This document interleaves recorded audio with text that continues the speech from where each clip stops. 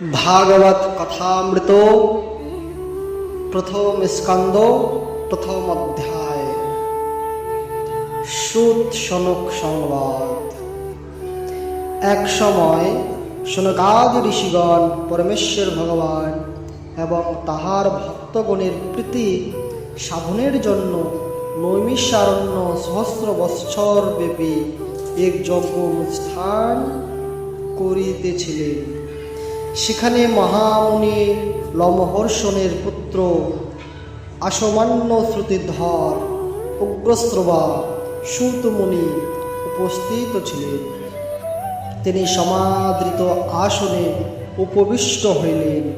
শনকাদি ঋষিগণ শ্রদ্ধার সহিত তাহাকে কতগুলি প্রশ্ন করেছিলেন। হে মহাজ্ঞানী, এই কলিযুগের মানুষেরা প্রায় সকলেই অল্পায়ু, কলহপ্রিয়, অলস্য, মন্দবুদ্ধি, ভাগ্যহীন এবং নিরন্তর রোগাদির দ্বারা জর্জরিত। সেই মানবের মুক্তির উপায় মঙ্গলের জন্য আমরা সেই বাসুদেবের লীলাসমূহ শ্রবণ করিতে অভিলাষী। দয়া করিয়া আপনি বিভিন্ন অবতারের তাহার বিভিন্ন লীলা বিলাসের কথা আমাদিগের নিকটে কীর্তন করুন। পরম ব্রহ্ম যোগেশ্বর শ্রীকৃষ্ণ সম্প্রতি তাহার নিত্যধামে অনন্ত ধারণ রূপে অপ্রকট লীলায় প্রবেশ করিলে সনাতন ধর্ম কাহার শরণাপন্ন হইয়াছে তাহা আমাদিগকে বলুন। সমাগত মুনি ঋষিগণের প্রতি শ্রদ্ধা প্রণীত জানাইয়া সূতমুনি বলিলেন, সংসার সমুদ্র পারকারী গ্রন্থ শ্রীমদ্ ভাগবত কীর্তন করিবার পূর্বে পরমেশ্বর ভগবান নারায়ণ সর্বশ্রেষ্ঠ মানব নরনারায়ণ ঋষি বিদ্যা দেবী সরস্বতী এবং বাসুদেবকে আমি আমার শ্রদ্ধনীয় প্রতি নিবেদন করি। নারায়ণং নমস্কৃত্য নরশ্চৈব নরোত্তমঃ দেবীং সরস্বতীং ব্যাসং তদজায়তে। হে ঋষিগণ, আপনাদিগের প্রশ্নগুলি শ্রীকৃষ্ণ বিষয়ক, তাই অতি উত্তম। শ্রীকৃষ্ণের প্রতি ভক্তি লাভ হয় যে ধর্মে, সেই ধর্মই মানবের পরম ধর্ম। সে ভক্তি বলে অনর্থ নিবৃত্তি হইয়া আত্মা যথার্থ প্রসন্নতা লাভ করে। অনাদির আদি ভগবান শ্রীকৃষ্ণ শাশ্বত সনাতন পুরুষ। তাহার অপ্রকৃত অনাদির আদি ভগবান শ্রীকৃষ্ণ শাশ্বত সনাতন পুরুষ। তাহার অপ্রকৃত লীলা বিলাস কীর্তন করা আমার পক্ষে সাধ্য নয়। তথাপি ব্যাসূত পরমহংস কুল চূড়ামণি সুখদেব গোস্বামী পাদের নিকটে যে সকল অমৃতময় হরি কথা শ্রবণ করিয়াছি, তাহাই আমি আপনাদিগের নিকটে কীর্তন করিবার চেষ্টা করিতেছি।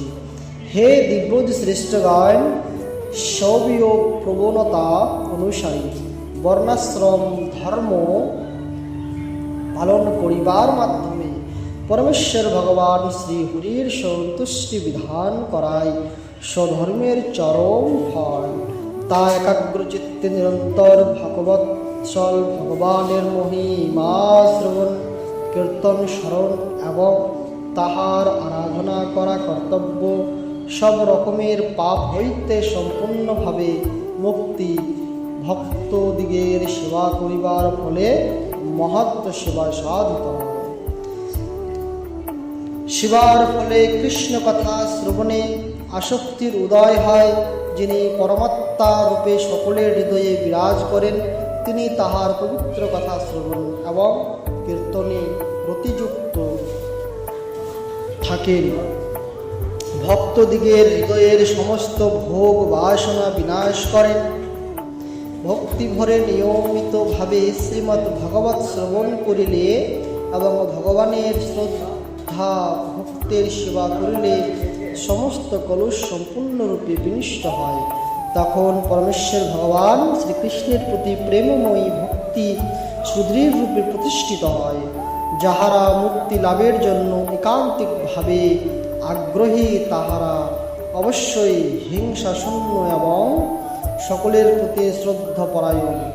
তাহারা কেবল পরমেশ্বর ভগবান শ্রী বিষ্ণু এবং তাহার অংশ অবতারগণের নিত্য আনন্দময় রূপে আরাধনা করেন।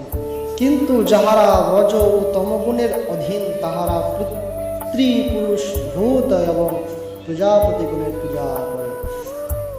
কেননা তাহারা স্ত্রী, ঐশ্বর্য, শক্তি এবং সন্তান সন্ততি আদি জড় বিষয়ে ভোগের বাসনার দ্বারা প্রভাবিত। বৈদিক শাস্ত্রে জ্ঞানের পরম উদ্দেশ্য পরমেশ্বর ভগবান বাসুদেব যজ্ঞ সম্পাদনের উদ্দেশ্য বাসুদেবের প্রতি বিধান করা এবং সেই বাসুদেবকে জানা। সমস্ত সকাম কর্মের চরম ফল বাসুদেবই দান করেন। বাসুদেবের প্রতি প্রেমময়ী সেবায় যুক্ত হওয়ায় ধর্মের উদ্দেশ্য। বাসুদেবী জীবের পরম উদ্দেশ্য এবং পরম ভগবান স্বয়ং নির্গুণ হইয়া সবীয় বহিরাঙ্গ শক্তি মায়াকে নিরীক্ষণ করিয়া এই বিশ্ব সৃষ্টি করিয়াছিলেন, আর তিনি নিজেকে বিস্তার করিয়া তার মধ্যে প্রবেশ করেন। আগুন যেমন কাঠের মধ্যে নিহিত থাকে, তেমনি পরমেশ্বর ভগবান ও পরমাত্মারূপে সব কিছুর মধ্যেই পরিব্যাপ্ত। যদিও তিনি অদ্বিতীয় পরম পুরুষ, তথাপিও মনে হয় তিনি যেন নানারূপে প্রকাশিত হইয়াছেন। এইভাবেই সমস্ত জগতের প্রতি দেবতা, মানুষ এবং পশু অধূষিত সমস্ত গ্রহ লোকগুলি প্রতিপালন করেন। বিভিন্ন অবতারের তিনি নানা লীলা বিলাস করিয়া বিশুদ্ধ সত্যে অধিষ্ঠিত জীবসমূহকে উদ্ধার করেন। बोलिए भागवत महापुराण की जय। হরে কৃষ্ণ বন্ধুরা, এই ভিডিওতে আমাদের আলোচনা হবে ভগবান শ্রীকৃষ্ণের অবতার গণের কথা। চ্যানেলটিকে অবশ্যই সাবস্ক্রাইব করবেন।